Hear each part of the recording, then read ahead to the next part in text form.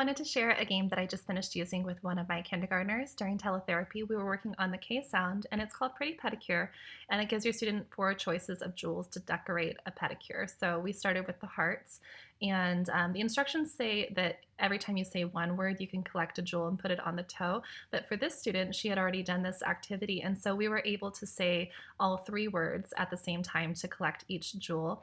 And she also has a goal of working on multi-syllable intelligibility. So this was fantastic and just kind of an unintended way to target the multi-syllables by having her say all three at once. So she'd say cake, turkey, tack, and then I would put the jewel onto the toe, or she could put the jewel onto the toe if you have the ability to share the access to move it with your student. So once we got to the very end of it, then I would ask her, do you want to keep going with the heart? And if she said yes, we would go here and do another page, or we could go back and pick a new jewel. So we ended up doing 4 pedicures total, and it lasted the entire session.